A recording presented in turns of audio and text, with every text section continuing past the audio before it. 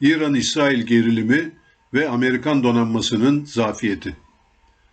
Bu satırlar Amerika Birleşik Devletleri neokonlarına yakın Demokrat Parti'nin sesi CNN'de Amerika Birleşik Devletleri Başkanı Biden'ın henüz İsrail'in İran'a yapacağı muhtemel karşı saldırıda nükleer tesisleri hedef almama konusunda garanti almadığını açıkladığı saatlerde yazıldı. Bu çok açık bir şekilde Amerika Birleşik Devletleri'nin Netanyahu tarafından rehin alındığının bir ifadesidir. Bu durumda 5 Kasım 2024 Amerika Birleşik Devletleri başkanlık seçimlerine kadar dünyanın İsrail'in ipoteği altına girdiğini söyleyebiliriz. Eğer İran'ın nükleer tesisleri vurulursa bu krizin çok büyüyeceği ve insanlığın çok boyutlu krizlerle karşı karşıya kalacağı izahtan varestedir.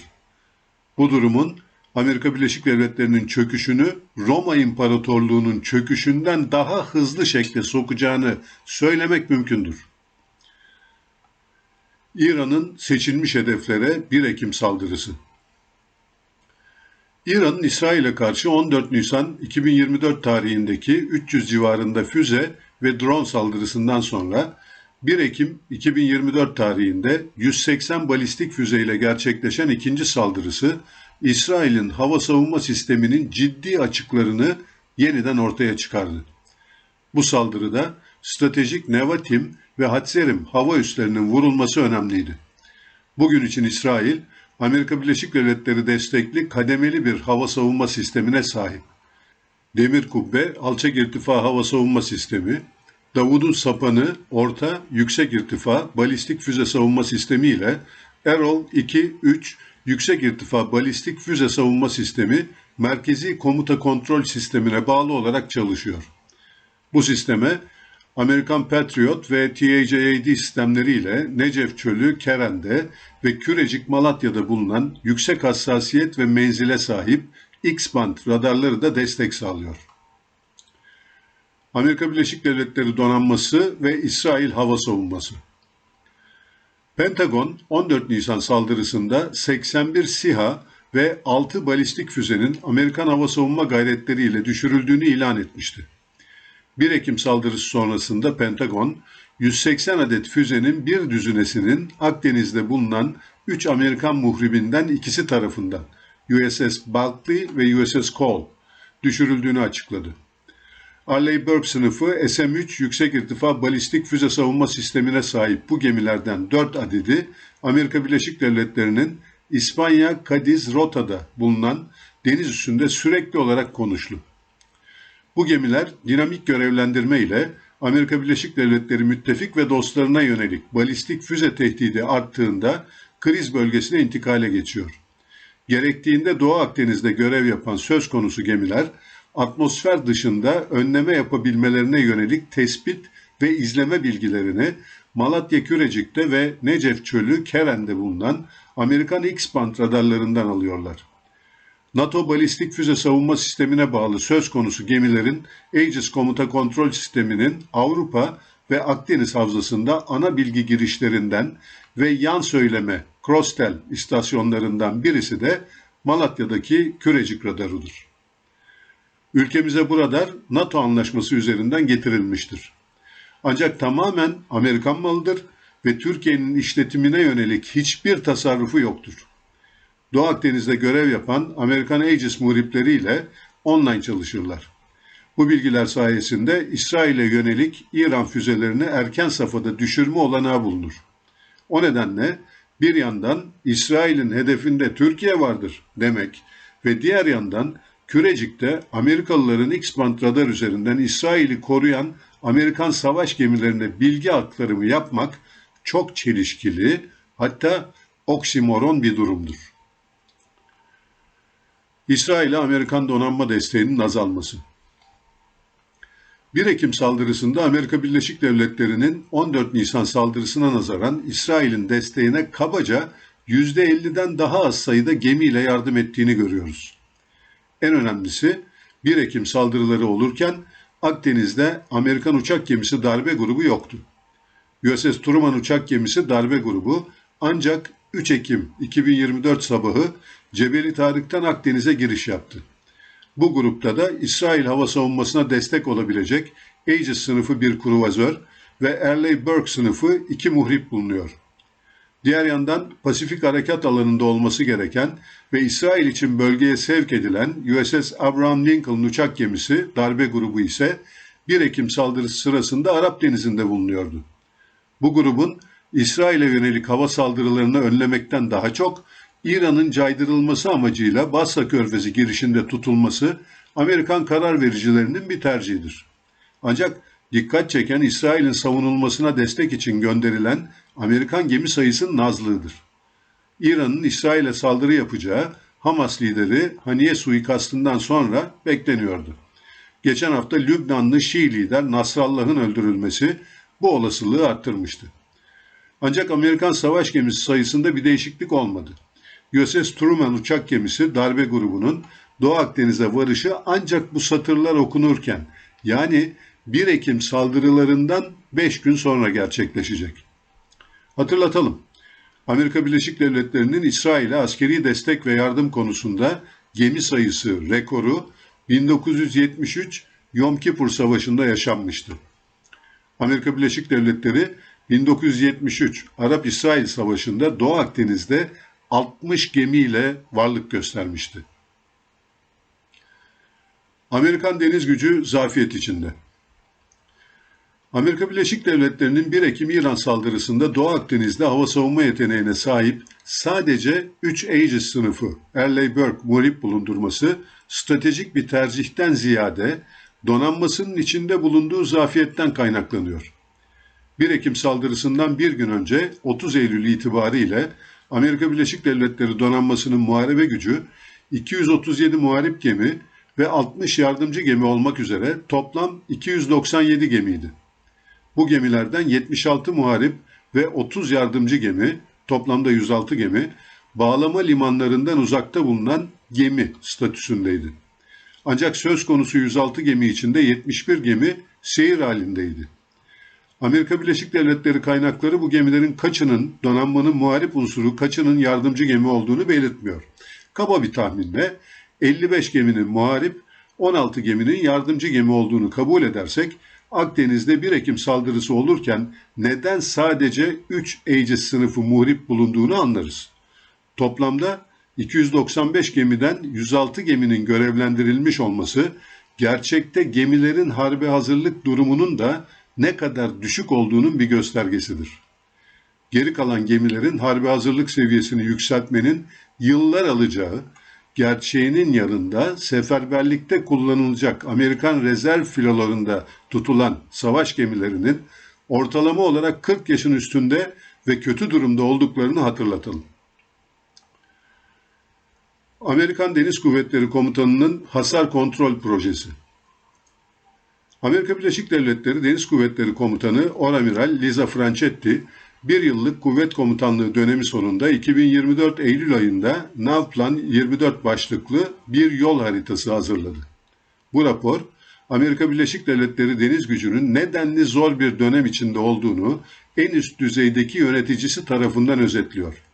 Franchetti'nin 33. Deniz Kuvvetleri Komutanı olması nedeniyle Proje 33 adını verdiği eylem planının da yer aldığı seyir planında şöyle diyor. Biz birkaç yılda daha büyük bir geleneksel donanma yaratamayız ya da deniz kontrolü uğruna mücadeleyi kazanmak için doğru yetenekler olmaksızın sadece sayılara erişmeye odaklanamayız. Ancak bu kaynaklar olmasa da bizler harbe hazırlık, yetenek ve kapasitemizi geliştireceğiz. Şunu anlamamız gerekir ki donanma ciddi finansal ve endüstriyel kısıtlamalarla karşı karşıyadır. Raporda dikkat çeken en önemli vurgu Çin'le 2027 yılında savaşmak üzere hazırlandıklarını ifade etmesi. Seyir planında bu husus şöyle yer almış. Çin Halk Cumhuriyeti Başkanı 2027 yılına kadar kuvvetlerine savaşa hazır olmaları emrini verdi. Biz daha hazır olacağız.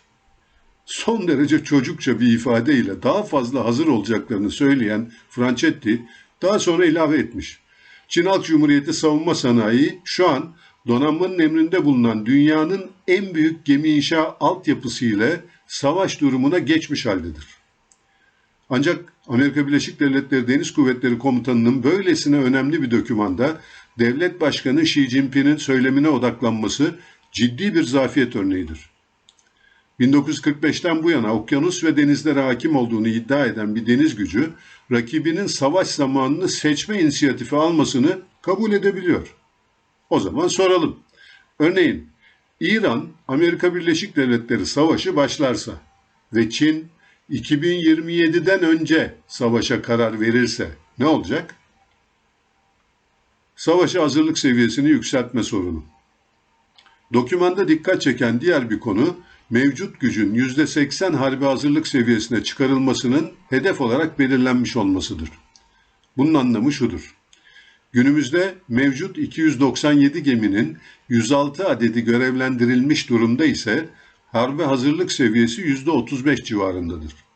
Limanda ana üslerinde bulunan gemilerin bir kısmının kısa sürede savaşa hazır hale getirileceğini kabul edersek en yüksek iyimserlikle harbe hazırlık seviyesinin %50 civarında olmasını kabul edebiliriz. İşte Amiral Franchetti önümüzdeki 3 yılda bu seviyeyi %80'e çıkarmayı hedefliyor. Gerçekten Amerika Birleşik Devletleri donanmasının geçmişine ve tarihine son derece ters bir tablo ile karşılaşıyoruz. Gerek dokümandan gerekse Franchetti'nin beyanatlarından anlaşıldığı üzere asıl sorun gemilerin bakım, tutum ve onarım sorunu. Savaş gemilerinin planlı bakım, havuzlanma, overall, daha sonra eğitim ve harbi hazırlık eğitimleri süreci vardır. Görev döngüsünü tamamlayan gemi ana üssüne dönüşünde tersaneye girer ve bakıma alınır. Bu süreç sonunda eğitim ve harbi hazırlık sürecine girer. Son olarak zor bir harekat eğitim, tim eğitiminden geçerek görev yapacağı filosuna teslim edilir. Her şey normal işlese 12 ila 15 ay sürecek bu süreç Amerika Birleşik Devletleri'nde artık işlemiyor. Franchetti'nin seyir planındaki ifadesiyle şu an itibariyle su üstü filolarının yani kruvazörler, muhripler, amfibi gemiler ve korvetlerin bakımı yaklaşık 2700 gün yani neredeyse 7 yıl geriden geliyor. Bu inanılmaz bir gecikme. Amerika Birleşik Devletleri donanmasının rol modeli Ukrayna ve Husiler. Doküman çok ilginç şekilde donanmasız Ukrayna ve terlikli Husi savaşçılarının Karadeniz ve Kızıldeniz'de yarattığı asimetrik deniz başarılarına atıfta bulunarak donanmanın zayıflığının insansız araçlarla ve robotik sistemlerle dengeleneceğini ima ediyor.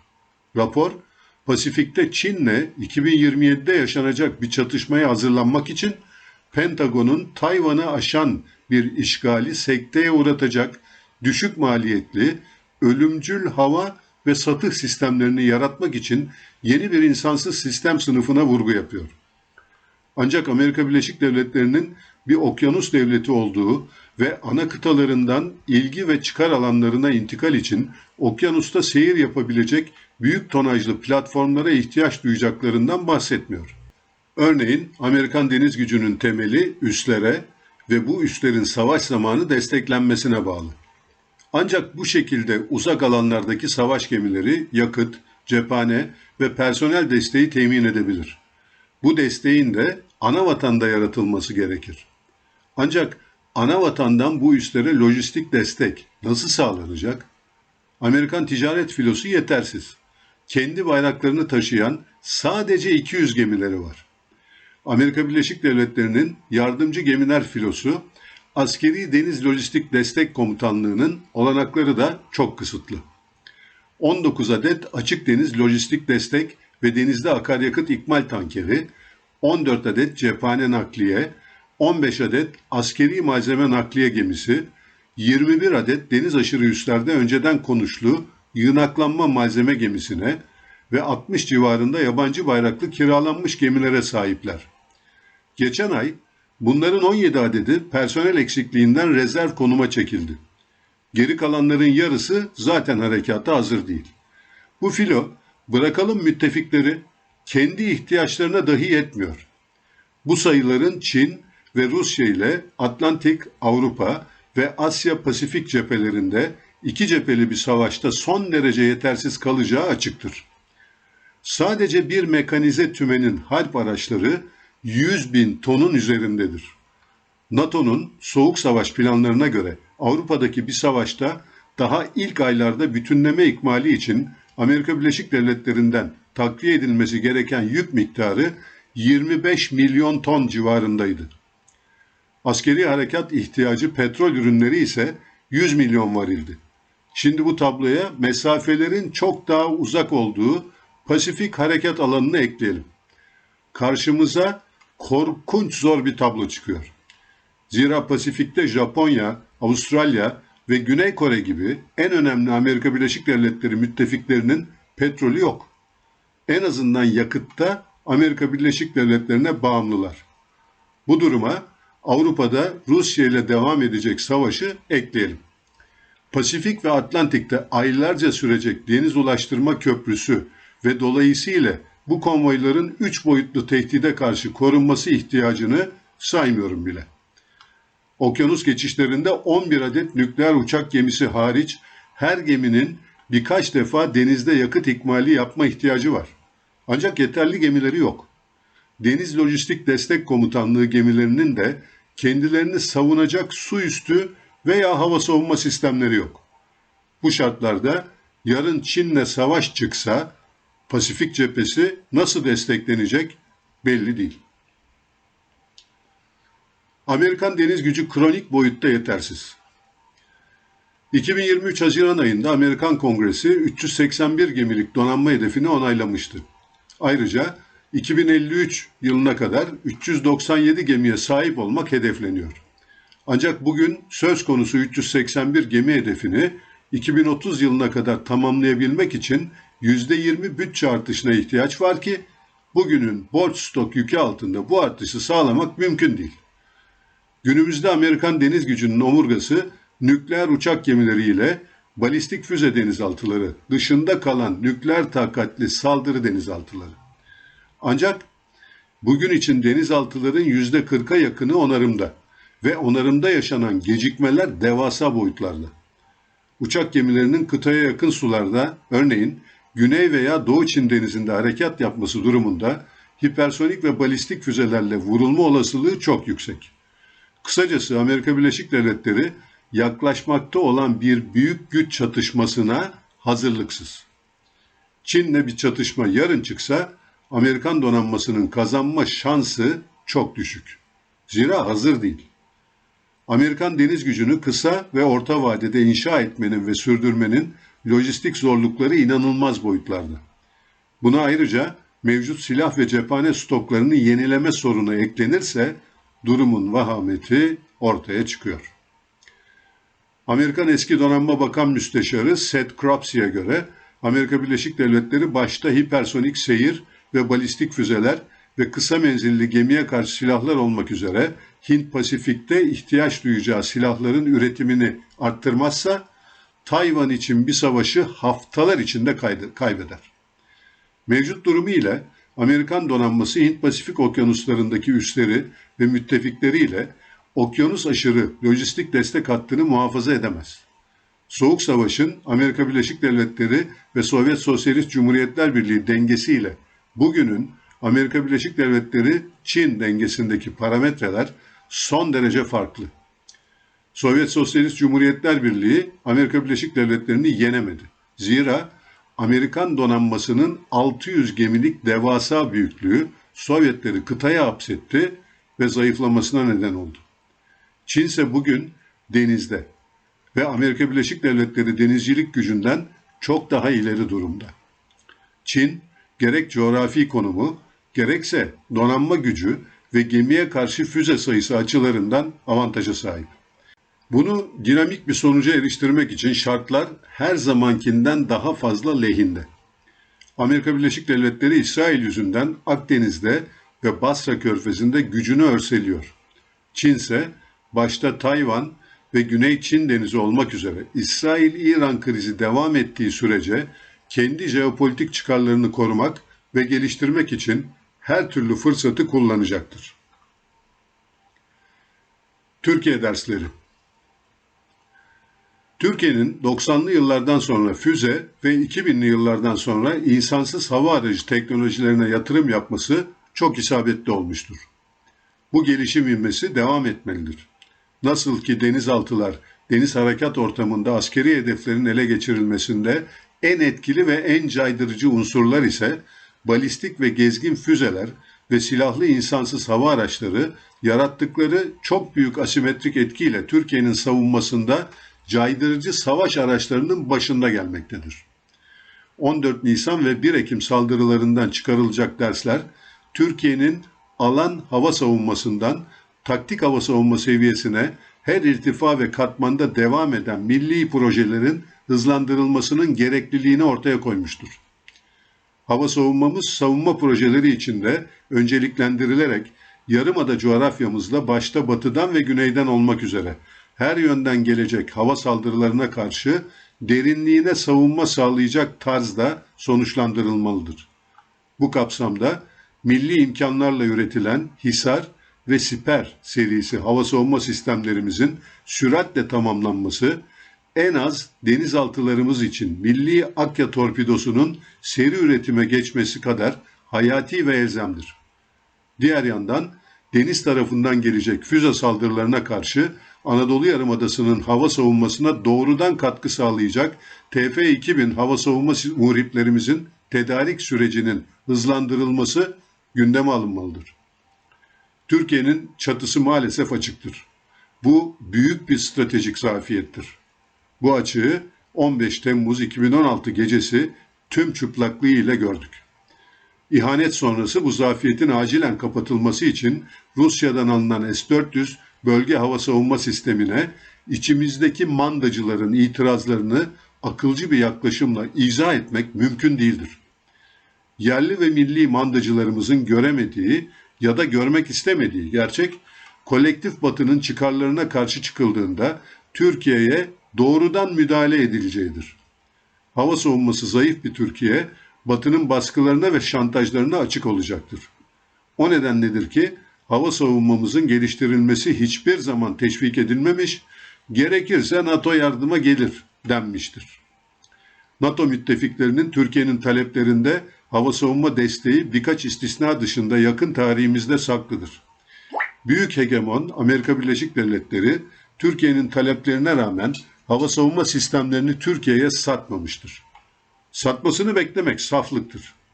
Bu konjonktürde Türkiye milli sistemlerini geliştirmekten ve sıkıştığında Rus ve Çin sistemlerine yönelmekten başka seçeneğe sahip değildir. Unutulmamalıdır ki Türkiye'nin füze gelişiminde Amerika Birleşik Devletleri ve Avrupalıların katkısı asla olmamıştır. Rus ve Çin desteğiyle İran'ın füze teknolojisinde geldiği yer ortadadır.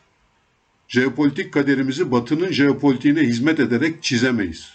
Savunma sanayimizi Batı'nın iradesine ve sözde iyi niyetine eklemlemek, 15 Temmuz 2016 gecesi kendi ülkemizde kendi jetlerimizin ateşine maruz kalma felaketinin tekrarına izin vermekle eşdeğerdir. Cem Gürdeniz. Rehberimiz ufuklara koşuyoruz. Yüreğimiz bayrak açtı. Ya